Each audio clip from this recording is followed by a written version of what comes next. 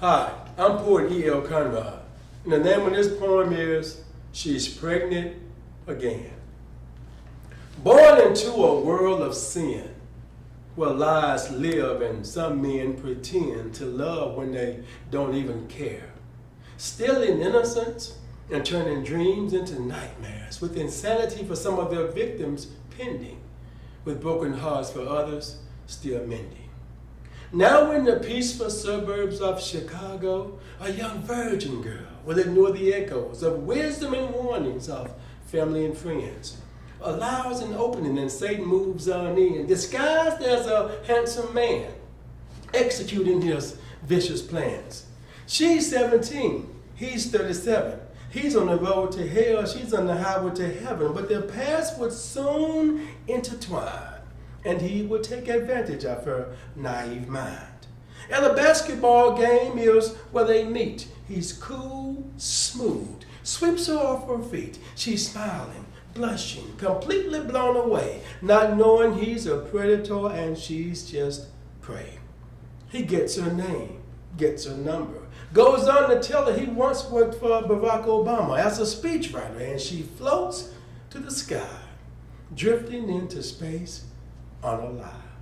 Now on the wings of love, a pure mind has been tainted by a wicked world, and with the passing of every day, she changes in every way. Her mom sees her storms before they rise, sees her tears before she cries, for she prayed her daughter's dark secret be revealed. In a godly dream, it's fulfilled. One's suspicions are now known facts. Parents intercede to get her back on track, but she pays them no mind. True friends convene, but she remains blind, her mind completely apprehended by a man with cruel intentions. As the sun slowly fades, for the very first time she goes over to his place and crosses the threshold of evil's door. Returns home a virgin no more.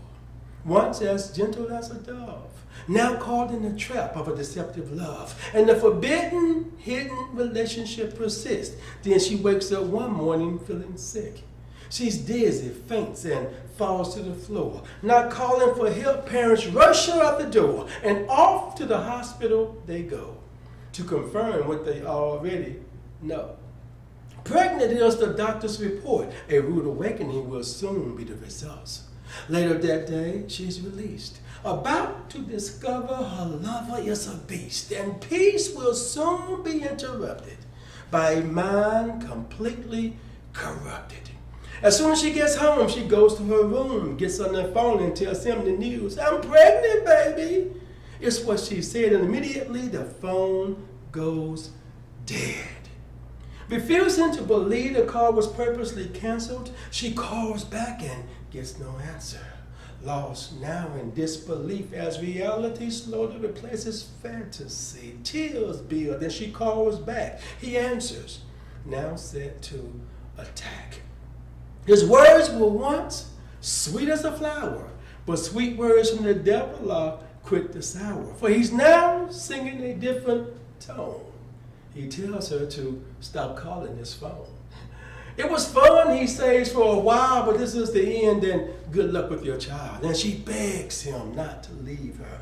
But the once beautiful voice of Lucifer gets uglier and starts calling her names, telling her it was all a game. Savior pleading, he says, for someone who cares. Life is hard, but it's fair, so next time beware. As she cries and begs him not to leave her alone, he laughs and hangs up the phone. With a wounded heart and a rainfall of tears, the agonizing pain is too much for her to deal with, so the devil tries to steal her soul. Lost in confusion, she takes an overdose, turning to death for peace. She gets in bed and goes to sleep. The innocent caught up in a guilty system where the strong survive and the weak become victims. As the morning comes, parents call out to her but gets no response. So her father kicks in the locked door and see empty medicine bottles on the floor. A call for help is quickly made, and then they start to pray. As the paramedics arrive, learning what she's ingested, they're surprised she's alive as they rush her away to the hospital where doctors await. Cleaning her system is the top priority. The rest is in the hands of a higher authority as parents continue to pray, armed with the word and filled with faith, saying, Lord, with you all is possible. Show your power and guide the doctors, and that all will know that it's you. Don't save just one, Lord, but save the two. And their faith in tragedy took flight, and they became encircled by a bright light. Filled with your spirit, they did not move as it slowly faded and found their daughter's room, and the doctors became afraid. But no mistakes were made. Doctors came out baffled, shaking their heads at what just happened, denying the obvious and fighting the truth. A 4-hour procedure only took 2. As parents waited peacefully in the waiting room, doctors came to tell them the good news. Your daughter, they said, was truly blessed, and the process was a success. We don't know if the baby was harmed, and we won't know until the baby comes. But as we relive this ordeal in our minds, our predictions are the baby will be just fine. Hours later, they went home. Parents now afraid to leave her alone.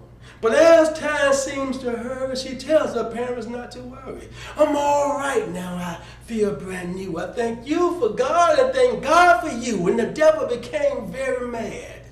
God smiled, for he was glad. She gave birth to a healthy, fat baby boy, and he brings them so much joy.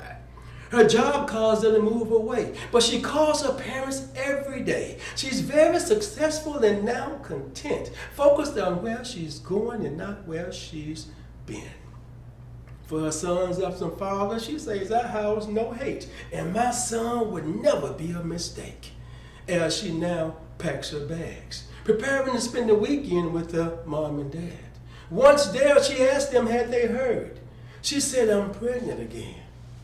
Pregnant this time with the word. Thank you.